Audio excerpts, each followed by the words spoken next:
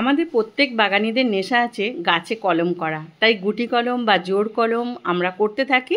আর সেই সমস্ত কলমগুলো যখন কমপ্লিট হয়ে যায়, যখন শিকড় বেরিয়ে যায়, সেখান থেকে কেটে কিভাবে আমরা পটিং করি সেটা দেখাতেই আজকে ভিডিওটা নিয়ে চলে এলাম আমি Chaitali gardening and crafting channel থেকে। আজকে দেখাবো আমার এখানে একটা গন্ধরাজ লেবু গাছের গুটি কলম করা হয়েছিল। এটা আমার হাজব্যান্ড করেছে আর প্রথম শিখছে, কিন্তু এত সুন্দর কলমটা হয়েছে আপনাদের দেখাচ্ছি। দেখুন প্রচুর শিকড় বেরিয়েছে।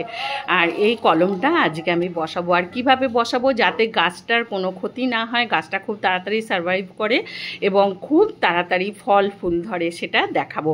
তো তার আগে আপনাদের দেখাচ্ছি, এখানে আমি একটা মাটির পাত্র নিয়েছি, আপনারা যে কোনো পাত্র নিতে পারেন। তার মধ্যে আমি বাগানের কিছু গাছপালা এগুলো দিয়ে দিলাম, এর সাথে একটু নিম পাতাও দিয়ে দিলাম। আপনারা এটা দিতেও পারেন, না দিতেও পারেন। তারপরে আমি কিছুটা মাটি দিয়ে দিচ্ছি।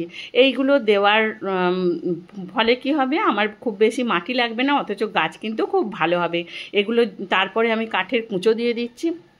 আপনারা এর বদলে শুকনো পাতা দিয়ে দিতে পারেন যতটা পারবেন, বা কোকোপিট দিতে পারেন, বা অন্য কিছু আপনারা এখানে শুকনো ইউজ করতে পারেন, যেটা ধানের আগড়া বলে সেটাকেও আপনারা এখানে ইউজ করতে পারেন। আমি এখানে কাঠের কুচোটা আমার কাছে রয়েছে তাই আমি দিয়ে দিলাম। এখন এটাকে আমি বসিয়ে দেবো। এর পরে যে মাটিটা দেবো সেটা হলো সাদা বালি আর বাগানের মাটি, হাফ হাফ করে নিয়ে নিয়েছি।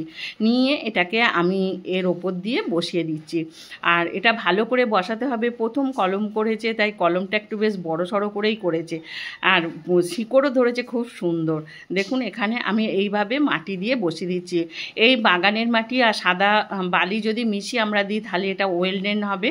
লেবু গাছ যেহেতু কাঁটা জাতীয় গাছ, এই গাছে জল লাগে, কিন্তু অতিরিক্ত জল থাকলে কিন্তু এটা ডাইব্যাক হতে পারে।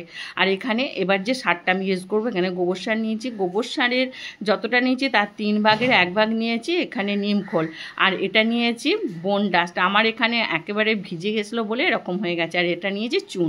এই চুনটা অবশ্যই আপনারা দেবেন, তাহলে কিন্তু গাছটা খুবই ভালো হবে। গাছে গোড়ায় অতিরিক্ত কেঁচো হবে না, এখানে ফাঙ্গাস ধরবে না। আপনারা চুনটাকে ব্যবহার করবেন। আর শিকড়গুলো এই ক্যালসিয়ামটা পেলে শিকড়ও খুব ভালো হবে, গাছের চেহারাও ভালো হয়ে যাবে।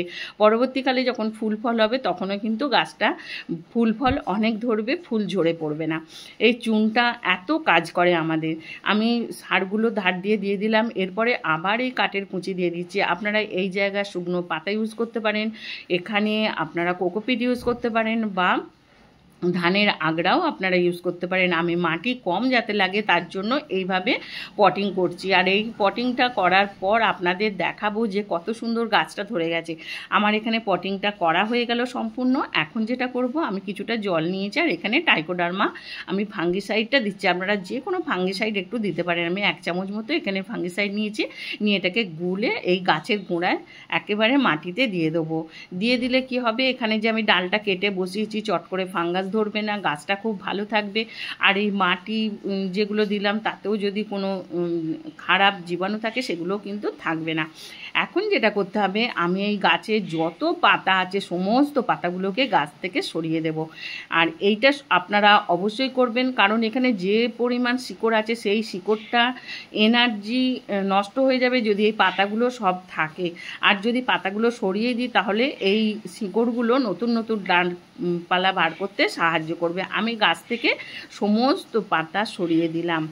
আর এখন দেখছেন আমার গাছটাকে আমি দেখাচ্ছি এটা কয়েকদিন পর আমি আপনাদের আবার দেখাবো। এইভাবে আপনারা পটিং করে দিন কলম কেটে, তাহলে কিন্তু কলম খুব ভালো হবে। ভিডিওটা যদি ভালো লাগে লাইক কমেন্ট শেয়ার করবেন। যারা আজকে প্রথম দেখলেন চ্যানেলটি সাবস্ক্রাইব করে আমার পাশে থাকবেন। আমি কয়েকদিন পরে দেখাচ্ছি, প্রায় 10-11 দিন পরেই আমি দেখাচ্ছি। দেখুন আবার নতুন নতুন ডালপালা বেরোতে শুরু করে দিয়েছে গাছটা, আর কিছুদিন পরে একেবারে পাতায় ভরে যাবে। আশা করছি এবছর ফুলও ধরতে শুরু করে দেবে, ফলও পাবো। এটা গন্ধরাজ লেবুর গাছ। আজকের ভিডিওটা এখানেই শেষ করছি। এরকম সুন্দর সুন্দর ভিডিও নিয়ে আমি আবার চলে আসবো। আপনারা খুব ভালো থাকবেন।